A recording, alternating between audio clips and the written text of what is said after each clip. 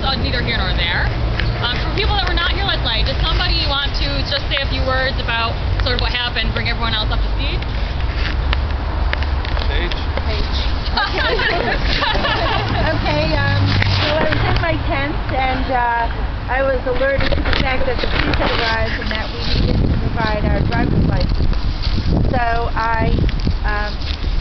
it took a while to get together and I started tape recording it on my computer, so I had a documentation about it. And I saw your video. Yeah, that was mine. It was in my tent. It was very... But it was just and I kept asking questions. Why are you doing this?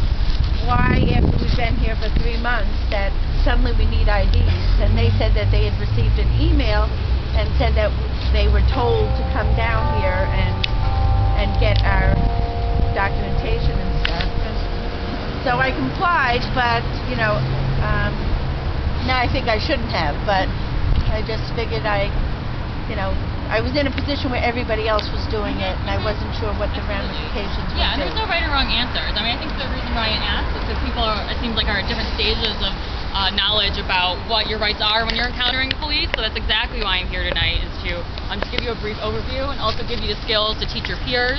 I'm going to leave you with some materials and things that you can pass on. You don't actually need to look at anything that's in your hand tonight. I'm going to give you sort of the brief overview, and then we'll just open it up for questions. So if anything I said was unclear, or if you have more specific things. So the first thing is what areas of the Constitution are covered by your right to be here and your right to have safe interactions with police. One, of course, for you specifically, because this is a demonstration, is the First Amendment, which you all know. I don't think I need to say what the First Amendment is about, but essentially freedom of expression. In terms of your right to privacy, there's the Fourth Amendment, which says you're free from unreasonable searches and seizures, and we would say including the searching of your tent, which we'll talk more about later, how you might handle that situation and what your rights are. And then the reason we have the Fourth Amendment, obviously, is to balance the right of privileges and security with the need for law enforcement. Which means that law enforcement can detain you and search you in certain situations based on certain circumstances and mainly having reasonable suspicion. Fifth Amendment, which is the right to remain silent, plead the Fifth. And the Sixth Amendment, which is your right to attorney if you are arrested in a criminal proceeding. Great, so there are 3 levels of police encounters. Does anyone know what they're called? I'm guessing there's some people that know a little bit about this stuff. I used to call them significant events when I was a kid, but... Significant events? Okay.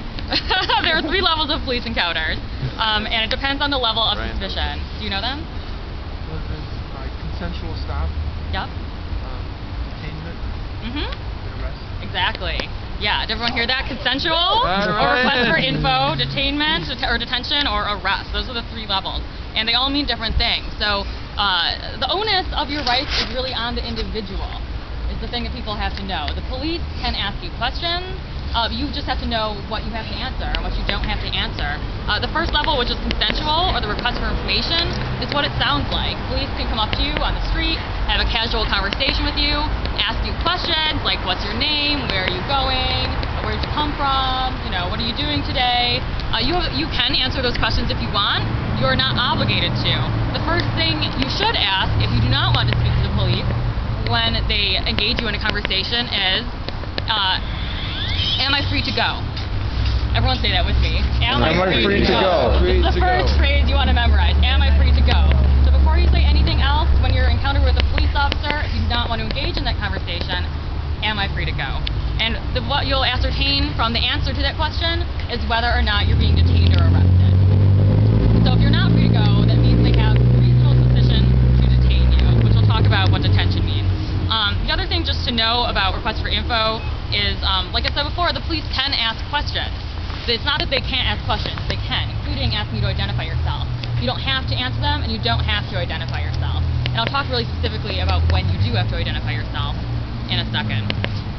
Okay, so you're free to walk away at that point. Am I free to go? They say yes, you're free to go. You are free to close your tent, to walk away, to disengage from the conversation.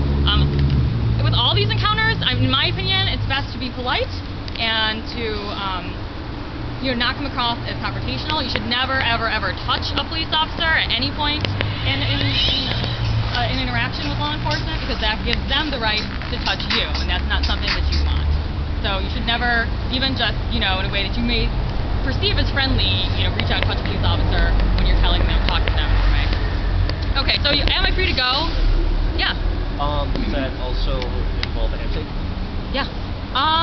That would not involve a handshake, but, I would not initiate a handshake maybe if you're going to not talk to them. I would maybe, maybe if they could reach out to reach your hand, I'm sure that would be fine, and that would certainly hold up in court that was a reasonable touch. But yeah. So there should be no consequence to not answering questions or giving There should be no consequence if you are free to go. So your first question, right, is am I free to go? They say yes. Thank you, sir.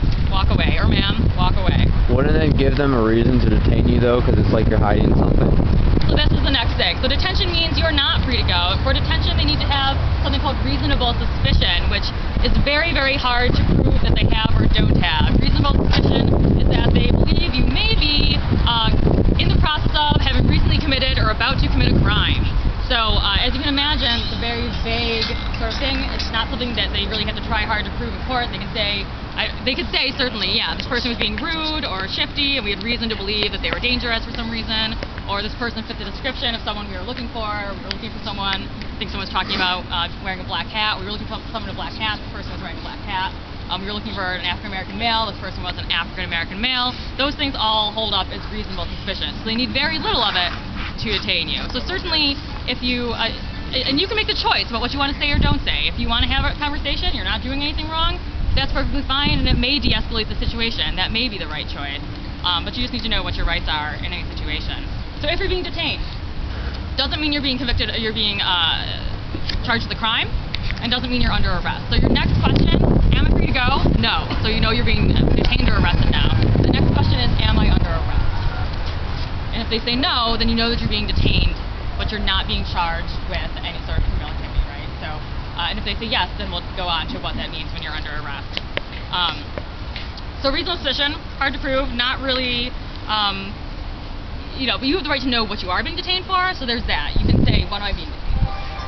And they have to tell you what you're being detained for. They have to at least come up with some reason that they're detaining you. The other thing that can happen, go ahead. How long do they have to detain you? Is there a time? There's not a specific time limit on how long you can be detained. If you were to feel that you were being detained for far too long, you could certainly talk to your public defender or your attorney if it gets to that point, or arrested or whatever, and they could try to prove that you're detained for longer than it's supposed to complete the investigation. You can be detained for as long as they require to complete the investigation. And if they just stop to talk to you, is there is no. Nope, they can talk to you. You can sit down with a police officer and have a cup of coffee for an hour, and the information is out there to put out there. There used to be 24 to 72 hours at one point, but I think that was taken care of by that the Patriot Act thing, wasn't it? That's possible, yeah. I believe that that's not true anymore. Lovely. And I've been held for hours without determining what I've been charged with. So that's a possibility as well. Right, and they have to tell you what you're charged with. I mean, the fact that they did it means that your rights were certainly, it's possible your rights are being violated in that circumstance if you ask.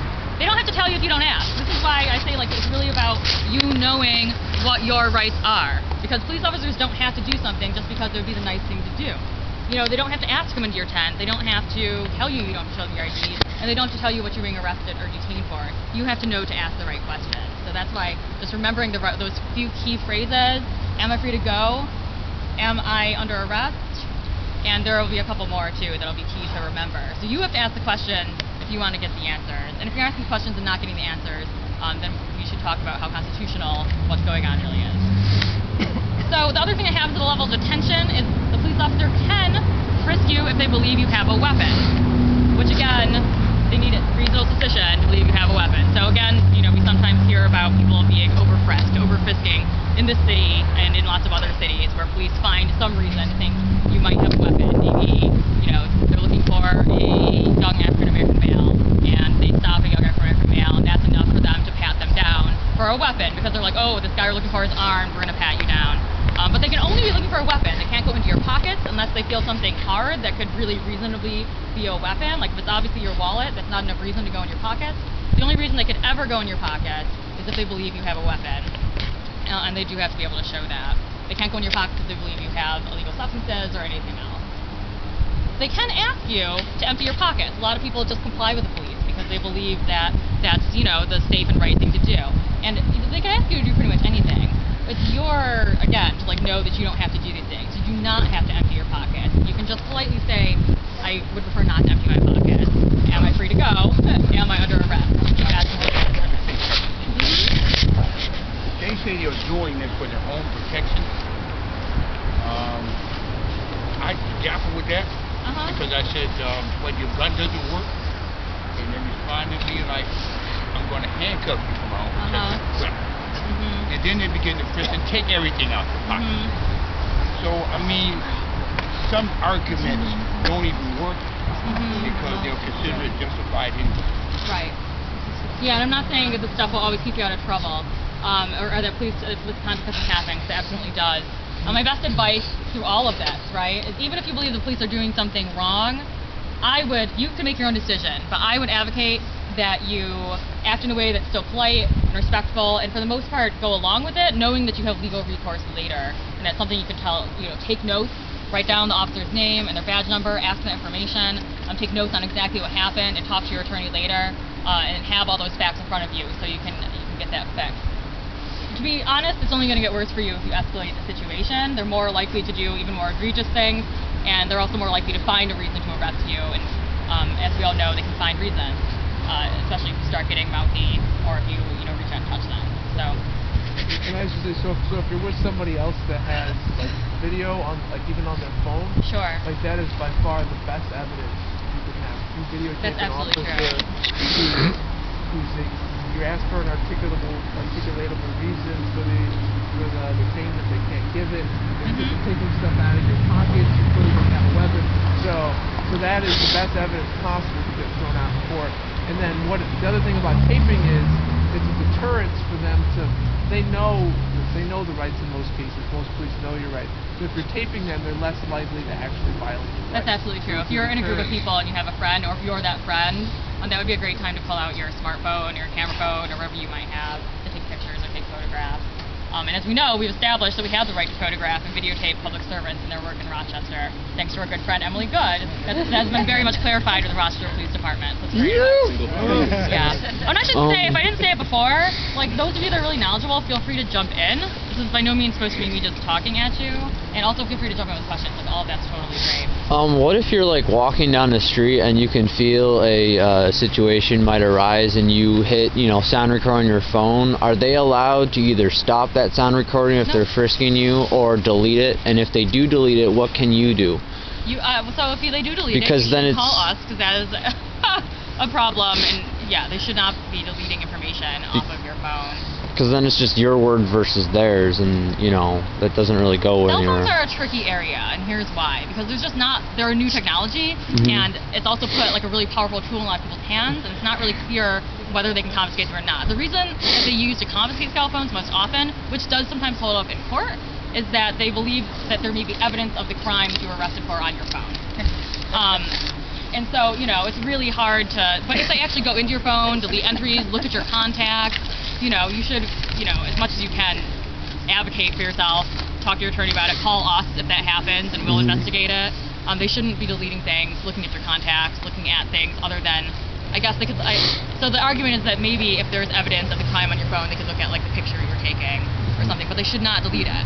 And if they do delete it, that's absolutely a violation of your rights and of your privacy. So if they do that and I call you guys after the judge is not, think I'm bullshitting or whatever, what is your take on things? What can you do to advocate, say, hey, this is kind of BS?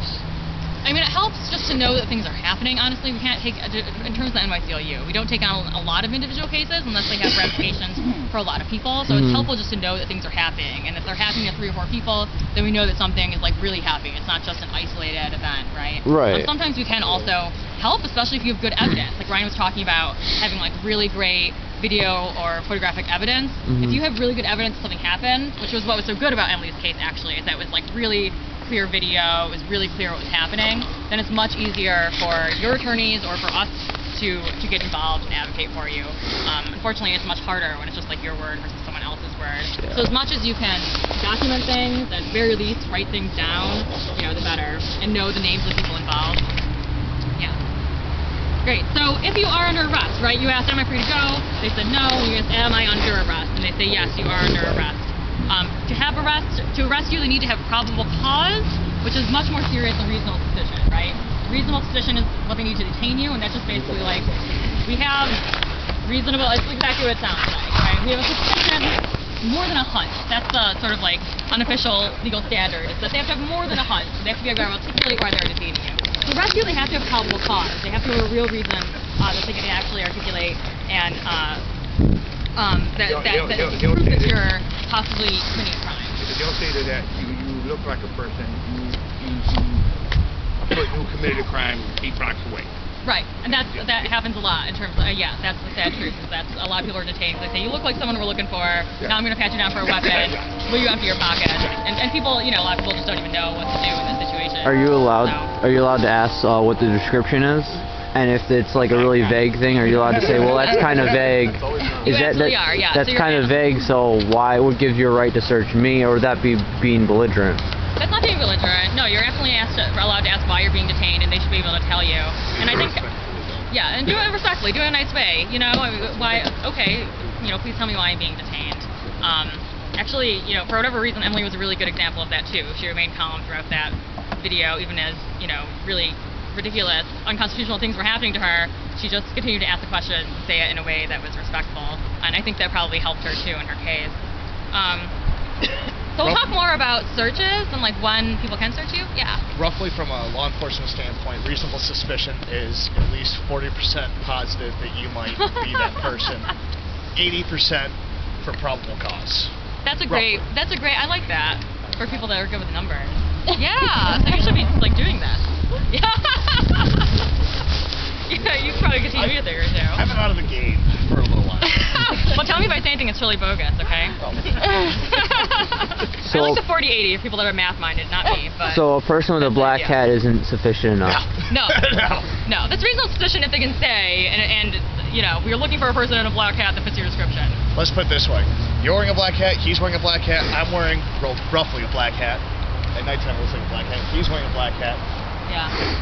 He and I both have beards, so if I did something, it might be we're both same build, but if they also get the description of a jacket, they'd have no reason to search me if it was a black jacket.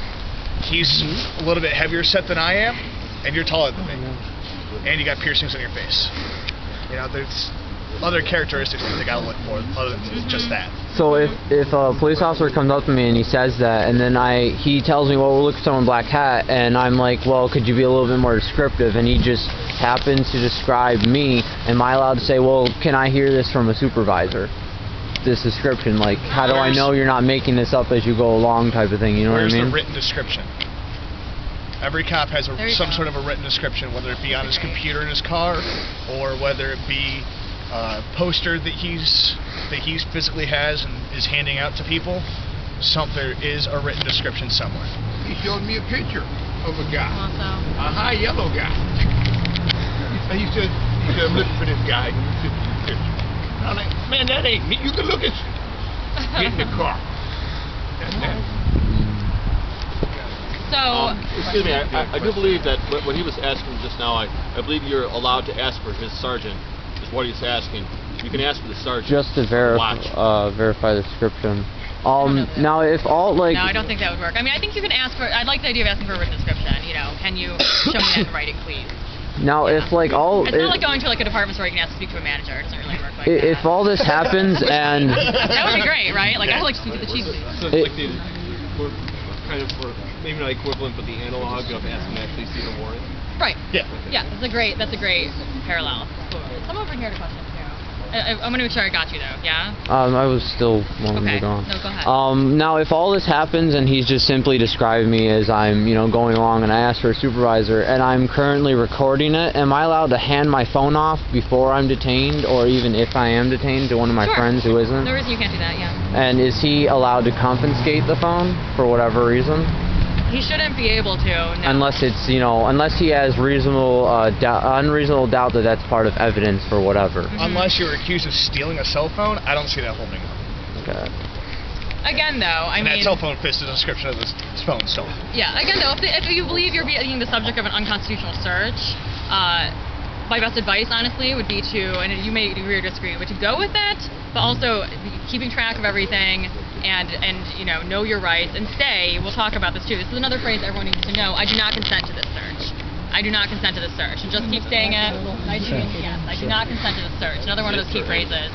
As opposed to sort of like hiding your stuff or refusing to let someone take stuff off you, it's the best way to deal with it, is just stay openly, and it's really great if you have someone else standing there too that can witness this. I do not consent to this search over and over. The same thing if someone wants to come into your tent without your permission after you've said that you don't consent to it. I do not consent to this search. Question? Yeah. And then the relevance of that is if it's ambiguous and someone says to search you, you just let them. That can be perceived as consensual. You don't have to say, I consent. You just let someone come and search you. That's a great point. So if you say, I don't consent, and they take, and it's an unlawful search, all that, not only that violates your rights, but all that evidence will be suppressed in court. Or if there's something that they get, even if you do have, whatever, something in your pocket, right.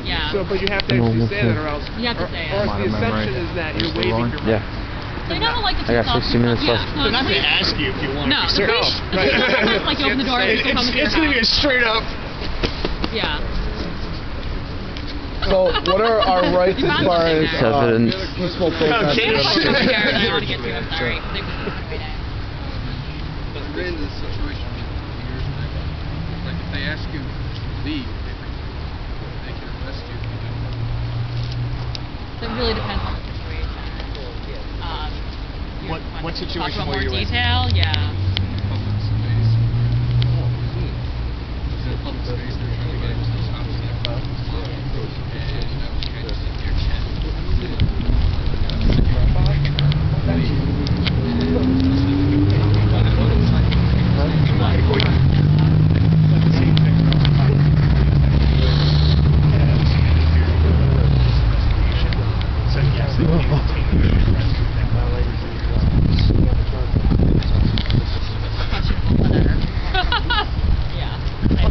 But he wasn't. It depends. He wasn't engaging. You weren't engaging them in conversation. So once you start talking to police while they're involved in another crime, there is fine. I didn't mean to go like this. You can be considered, I want you head on.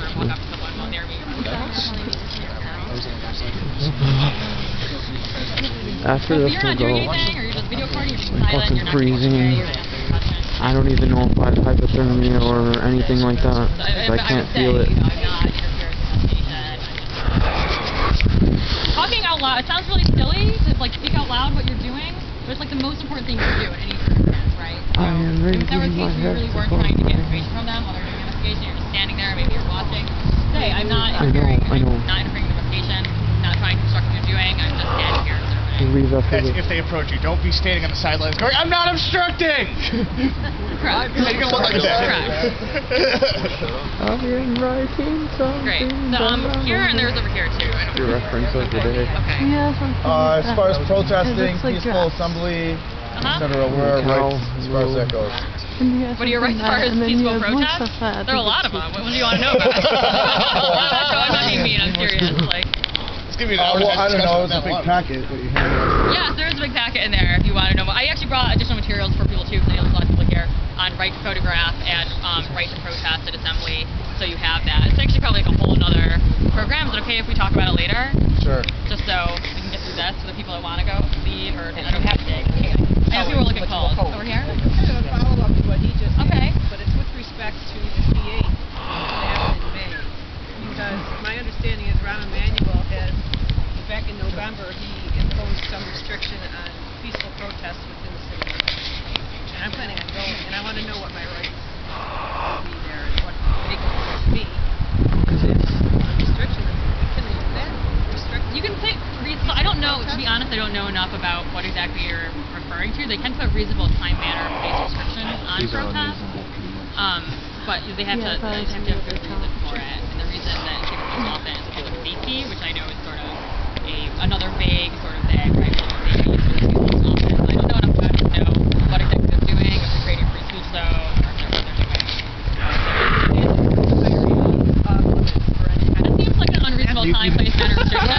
So I don't know how to just say. That's because the GA is going to be happy. Right.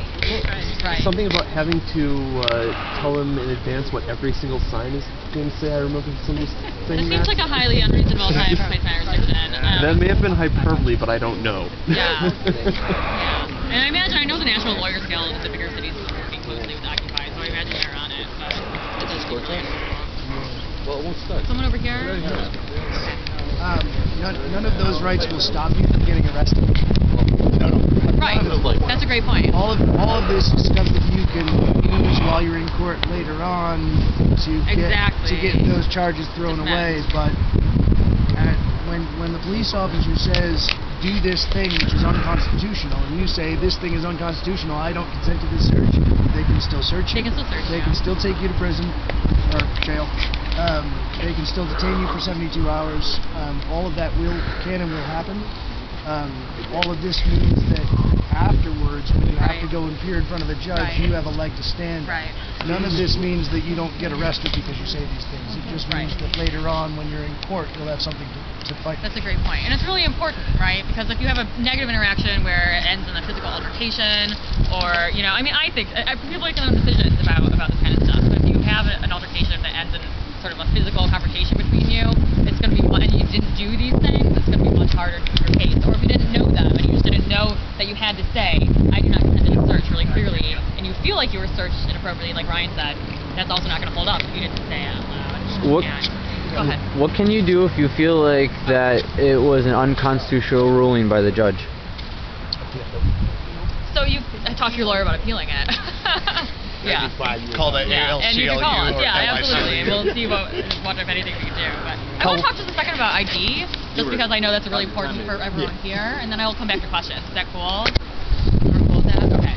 So the biggest reason I think I was asked here tonight, all this stuff is super interesting. So I should say also, before we move on from the 3 encounters, that when you're under detention or arrest, you're being detained or arrested, you do have the right to remain silent, you also have the right to an attorney, and you can invoke both of those rights on the moment. Even you don't have to be read your Miranda rights, and actually I should tell you, police don't, it's a misconception that police have to read your Miranda rights immediately. They can read your Miranda rights at any point. They can also just put you in the car and wait for you to start talking, and that stuff is not inadmissible because they haven't read your Miranda rights, because they didn't ask you any questions, which is the tactic that they sometimes use. So, all those things. You can invoke the right to remain silent, which I would highly suggest, and the right to an attorney if you're being detained or arrested. Moving on ID though. ID is really interesting.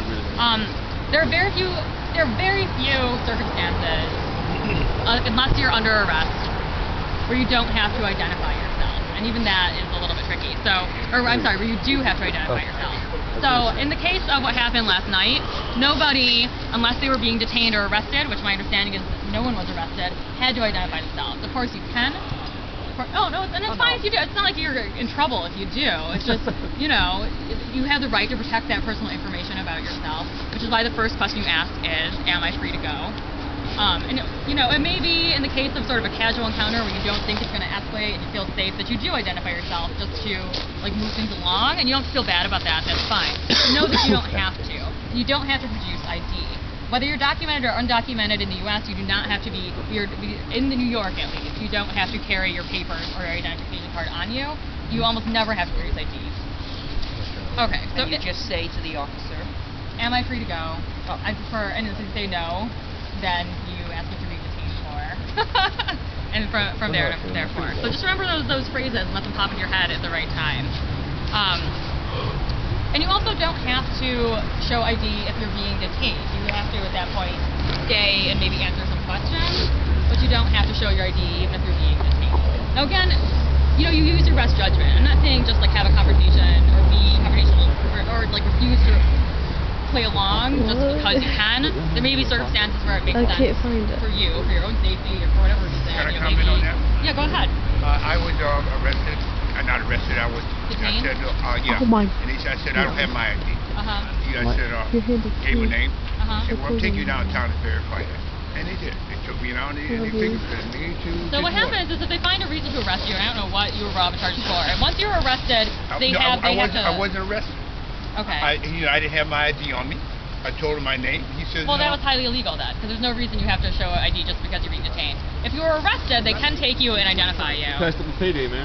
Yeah. So this is why we're doing this training, so people know when things are going on that are like totally wrong, right? That are just not right. So when you're arrested, you still don't have to say who you are. You don't. But they can then take you down, hold you without bail until they can identify you, or whatever that means. I mean, so at that point, it might be smart to show your ID if you don't want to be held without bail until they find a way to identify you, but you technically don't have to. One thing just to be aware of is not to give a false name. It may be funny at the time to give a false name, but if it actually turns out that you are arrested, they can bring additional charges against you for giving a false name. So don't make up information. If you don't want to give it, just don't give it.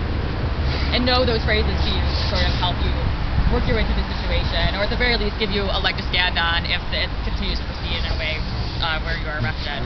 So, first one, am I free to go? Second one, am I under arrest? And then you can also ask what you're being detained or arrested for, right? And then when it comes to searching, you can say I do not consent to this search. So I think that's basically what I wanted to cover in terms of like the basic stuff. And really cool. I think there's people around here that have like additional information too that I might even have. I don't know where our law enforcement guy is, but he probably has some really internal knowledge of what's going on. But I'm happy to answer more questions. Most of this is in this guide, along with some additional tips and things.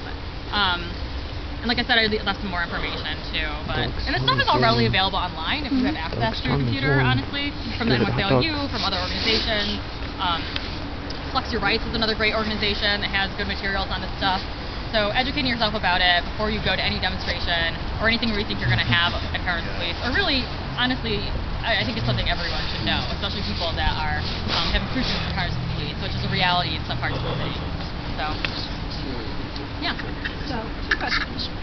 Is frisk a search? Therefore, can you say no, you can't frisk? A frisk is a level of search. It's not, so when you're being frisked, it's because they have to, the only reason they can frisk you is if they believe you have a weapon. Because then there's a public safety thing, right? So they have to believe you have a weapon to frisk you, and all they can do is pat you down on the outside. They can't go in your pocket, or, they can't empty your pockets. So it's a very basic kind of search, and so you can't really easily say, I don't consent to that. You can. Yeah, you can always say it. It doesn't mean that it's always going to hold up. Like maybe they do have reasonable suspicion, which we already talked about is sort of a vague concept, but maybe they do have reasonable suspicion to believe you have a weapon. Okay, so what if you say, I don't consent to that, and they say, well, we think you have a weapon, then they can? Yeah, and like we're sort of talking about, like at any stage in this, it might behoove you, and you can make your own choices, absolutely, but it might be the smartest thing to do to go along with what's going on in terms of like not pushing back physically, even as you're saying these things. So saying them is like the really important part. Okay. Right, may I use this as my dummy again? What? They can only do this. Okay. They can pat on the outside. Do that. They can't go into your pockets, yeah. What do you got? And is there a limit to where on the body they can? Huh? Is there a limit to where on the body they can pat you down? I do not consent to search. Okay. Yeah.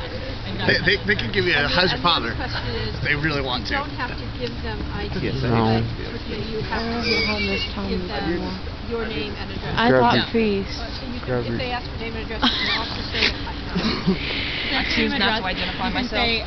Yeah, the first thing you should say when you have an encounter, if you're choosing to disengage, if you don't want to talk to them, is, am I free to go? That's all you have to say. And they will say, they either try to not answer your question or they'll say yes or no. And that's the only thing you have to say. And if you are free to go, then you can go. So the key is you want to say those things before you start getting caught up in the conversation. You're thinking those things Absolutely. you want to then say, no, you're not free to go, you're being detained. Then what happens with that question? If they ask for your name, you say, I choose not to identify myself? You can do that. Now, just know, though, that because the difference between reasonable suspicion, but because reasonable suspicion is such a sort of, they really have to do a lot of proving for it. Let me just say that. They'll find a way to say they have reasonable suspicion. If you do that at the point where you're being detained, I'll just be honest with you, there's a good chance it'll escalate, and they'll find a reason to arrest you. Which may or may not be constitutional, but then you're going to go through the whole process of going to court. So some people choose at this point to just go along with it, but you should know that you don't have to. And it's especially important for people that are undocumented or that have a reason to not want to give their name to the police. You should know that you don't have to. I got warrants. How does this apply with the TSA doing the pat-downs at the airports? The TSA has their own set of rules. It's totally different than like when you're being stopped on the street. Totally different. Totally different. Yeah, totally different kind of law. So wait, trying to fly. So is it true that the Constitution? And then they come to the trains. And then is it? Someone over here doesn't know what to say. I just want to share that She's cold, dude. The cold days. Yeah, we're still getting information, piecing together information on the son of a friend of mine who was arrested in the Oakland mess, and he started off initially, from what we understand, with 3 charges and $42,000 bail. And by the time they arraigned him, they had 9 charges against him because he declined to be arrested by 9 officers. And the bail was bumped up to $400,000. And so I just put that out there because we don't always talk about what the process of being arrested is and what certain possible consequences are. So folks who could be putting their job at jeopardy, their home life in jeopardy, those are things you want to consider as we're learning more about how to engage. And I actually think, would it be cool for, what's this guy's name? I forget his name. Danny and Ryan to like do a little role playing for us? I feel like that would be helpful. I don't know if it's weird or not. Or like what these different things kind of look like and what you might say. Ryan, do you feel like equipped to handle the conversation? Because I feel like a lot of the questions, you know, we've gone over, but it can help to sort of like practice it or see people practice it. Does that make sense? Okay. Do you want to do, is that okay? Do you want to do a casual, like just general right to inquire, yeah, consensual? Here? Sorry? Like from here? Yeah, just yeah, like a role playing. So Ryan is going to make a decision, and Ryan, we're doing this in a way that's He's already walking away when you start! Ryan, just show people how this might work. So like someone comes into your tent and says, you know, hello ma'am, can I see some ID? Sir, you're sir, whatever. I think you had it right the first time. Alright. Sir, may I see some identification? Sir, we need you to wake up and give us some identification. Am I being detained? Not right now. May I see some identification? Am I free to go? Ryan, keep back a little bit. I know you're still Am I free to go? Yes, you are. I'm going back to sleep. Guys, real quick, it's getting cold out. Do some scarves for everyone. Yay, scarves. So what There's a might really prisoner happen transport though? I mean, van. so that's like a really great situation, but what might really happen if they want the information for whatever they're saying? What is it, for investigation? I don't even remember. Documentation, right? That's what Fiverr asks for. You're undoing a line of push-ups. Sorry. Where'd you go? Am I being detained? We called Occupy. It's a big one.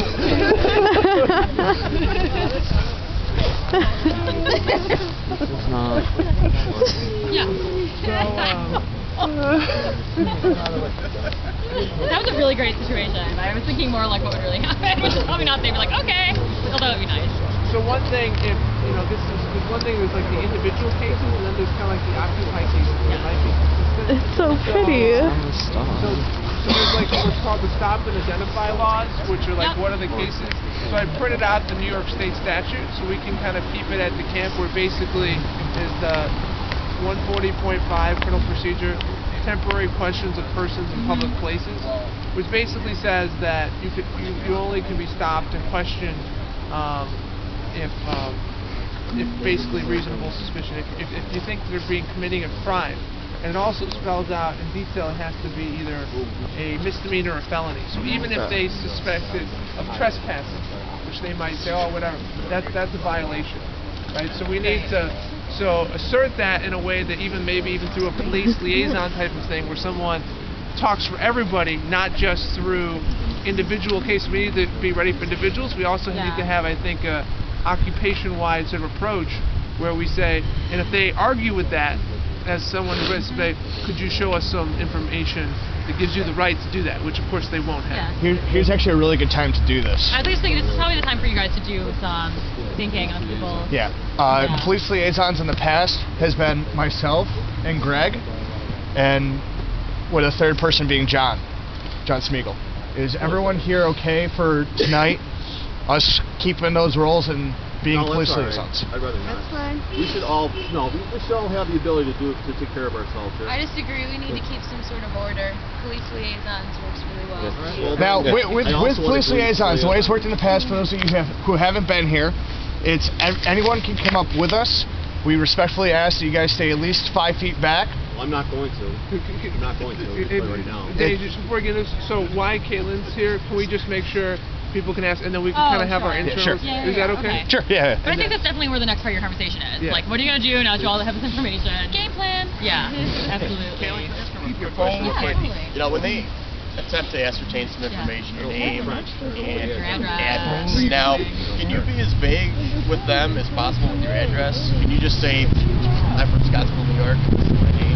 You don't have to say any of that. But Well, I understand that, yeah, but... you certainly can answer the question. So at that point, if it's a consensual encounter or a right to inquire, which is having a conversation with you, that's exactly what you're doing. It's having a conversation. Now, they can use that stuff against you if for some reason they're looking for someone from Scottsville.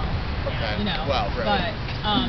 but you can string absolutely them just- along with Sure. a bunch of There's vague not- you don't have to information give them during that any period. information. You can give them whatever you want. That's the right. Yeah, right. Yeah, I'm from, yeah. I am from planet Earth. Central New York. Whoa, we come in peace, do you?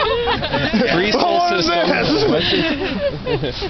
Three Sol system. Western Smile, our Milky Way Great. galaxy. Do anyone else have any questions? Yeah, I do. Is there anything especially applicable to, say, photographers and anyone that would be loosely associated with the media? Yeah, I I actually mean, brought is a there handout. anything that I Yeah, should be aware of? Like, do I need all my press badges? And Yes, get your absolutely press everything shit. You should else? have your press badges. If you don't, You like you this aren't right here? considered a member of the media. Like this here? Yeah, like that. Exactly. There you go. Yeah. This is a liaison, though. That's available on our website too, but I brought you some copies for people around here, because I know there are a lot of people that are photographers, photographers, bloggers. Now it's parking enforcement. We're good. Filming a documentary, and we already covered Syracuse, and we're doing here now. I don't have press stuff. I mean, what's my rights on that, videotaping it as it goes down? I mean, I think you can identify yourself as, Yes. a documentary filmmaker, as you know. Yeah.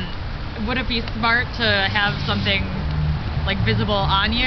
Yeah, Yes. Barry already told me that. Yes, it would be smart. You know, is that gonna? Could you possibly get arrested? Or are you more likely to get arrested because you can't show something that says that you are, and you're hanging out with all these people? Yes. I mean, do you have a higher likelihood of being arrested as the media being unable to produce something? Like, I'm not going to be able to get a new press badge until tomorrow. So if they pop me tonight, I have a good chance because I can't produce a valid press ID right now? Right. Oh, great.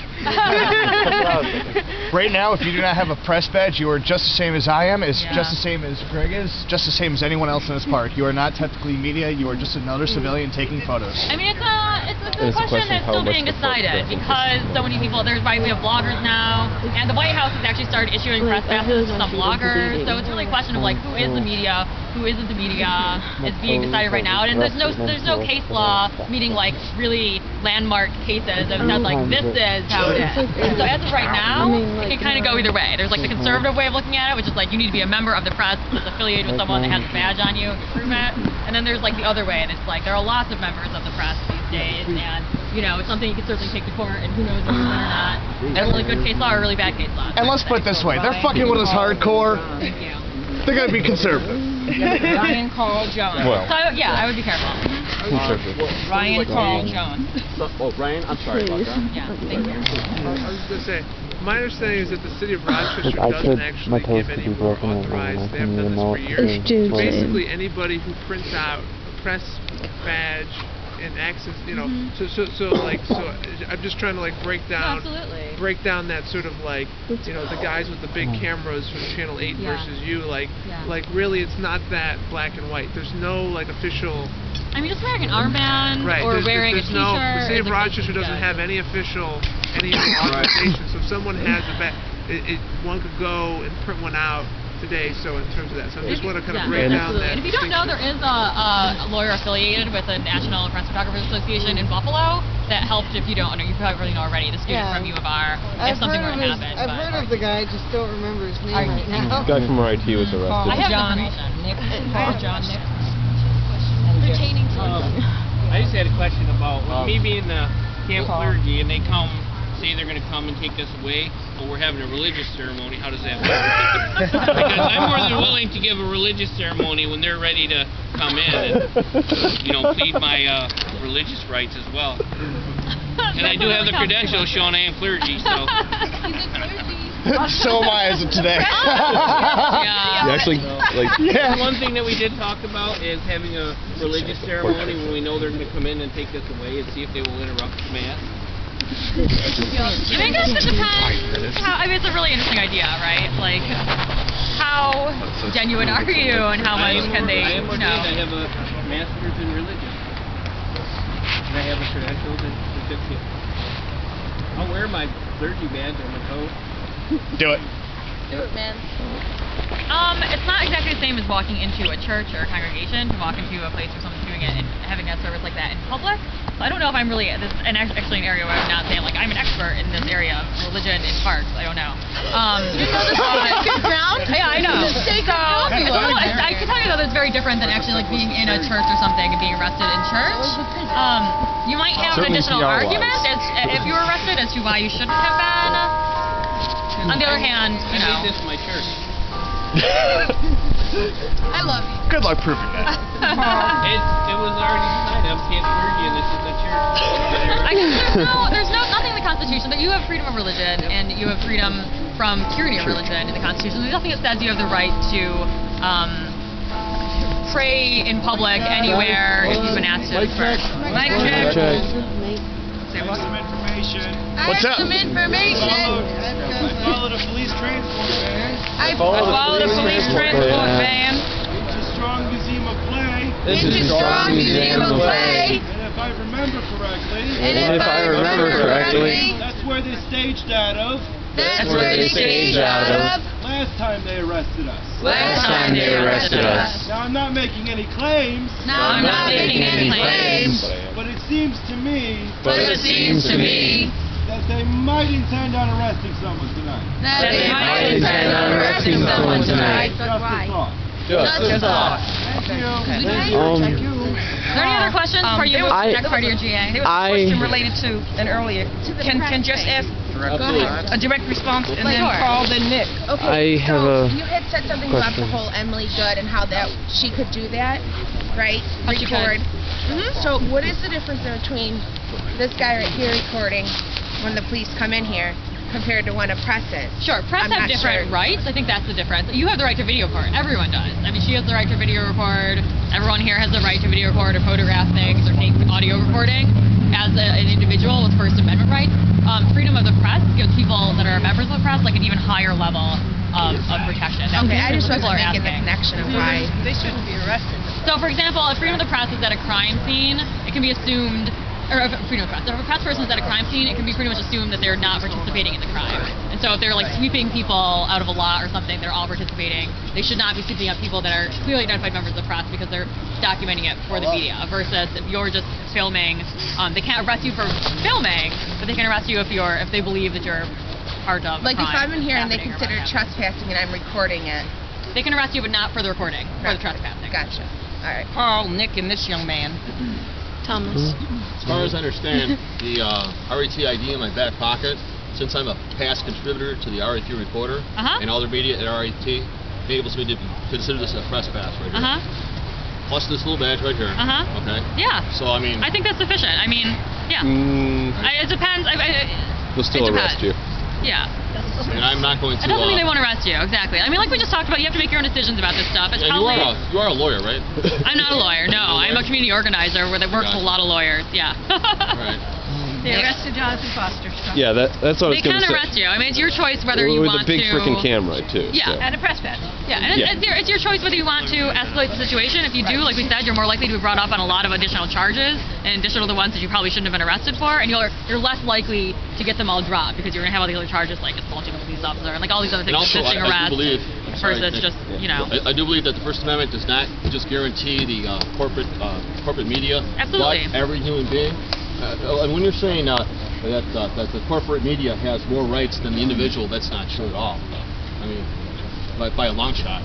I'm not saying that they have more rights. I'm saying that the right to press is very different than the right to videotape as an individual. I'm not saying they have more rights. I'm saying that it's more easily enforceable. It's a different way, right? So the First Amendment has 5 components, right? And one of them is the right to is freedom of press. You also have freedom of speech, which is what videotaping and audio recording falls under. Right. But so they're not. One doesn't trump the other, but they're just different. If I'm going to put this in media, if I'm going to put this on media or in another form of media or something like that, I have just as much right as the corporation does. I mean, I think it's a great argument. Again, it's like not been decided in court yet, like are bloggers media or not, and it's worth considering an argument there. Yeah. And I think Ryan just said that for the most part in Rochester, it seems like if you can clearly identify yourself. Yeah, they don't give one of those out in like 30, 40 years. Okay. So. Nick. What I was going to say was about Jonathan Foster. Okay. I seem to remember he had a big freaking camera, and they still arrested him. Yeah. Yeah, absolutely. Wearing the press shirt. He had a shirt saying reporter. Yeah. And he had the charges identifying his publication too. But that also got so much PR that like because it was obviously out of control. Exactly. Like this is obviously wrong. It was beautiful. It's a beautiful set. Yeah. Again, I think we've said it over and over. I'm not giving you advice that's going to keep you from getting arrested. Right. You may still get arrested even if you do all of these things. You're just much more likely to have those charges dropped if you don't resist arrest, if you don't, do something that can be construed as assaulting an officer, which you need very little.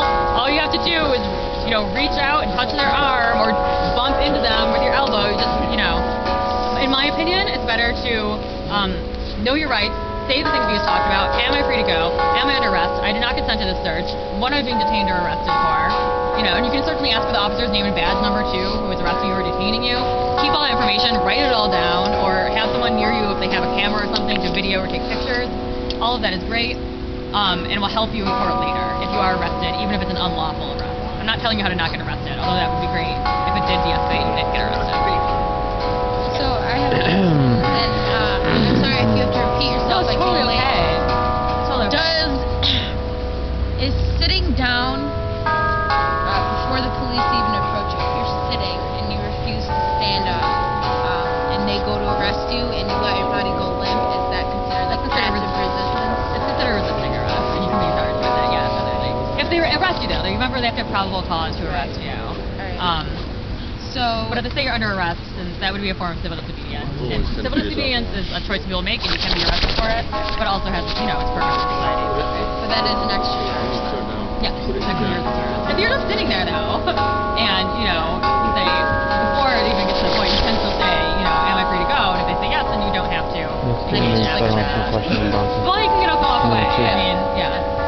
But if we're at the point where they're going to say you're under arrest, and you resist passively, then it's civil So, when we're all done talking about not getting arrested or getting arrested, the other thing is we really don't want to have to leave this place. And we had a contract, an agreement that they are refusing to sign an extension of legally, as far as my understanding is they actually are obligated to. So I'm wondering if we can talk about that as our, what can we do about that? Right. I mean, I would agree with you. And I know Ryan talked to our lawyers today. I talked to our lawyers today. I'd say we definitely agree with you that there's no way, and there's no proof that the contract expired on February 1st. There was nobody was given it in writing. There was no amendment to the original agreement. Sorry. That's what we were told last night. Oh, they actually did say that. So, which actually implies that it was extended beyond January 11th, which is interesting. So, there are a lot of things going on. For 2 months, right. And we would agree that the contract is still in effect, insofar as nobody has been notified in writing, and the way the contract was written, we can assume that as long as you are in strict compliance, which the mayor publicly stated that you were, that the contract will be renewed for additional 2 months as it was written. So, So what do we do about that? If they decide that that's not really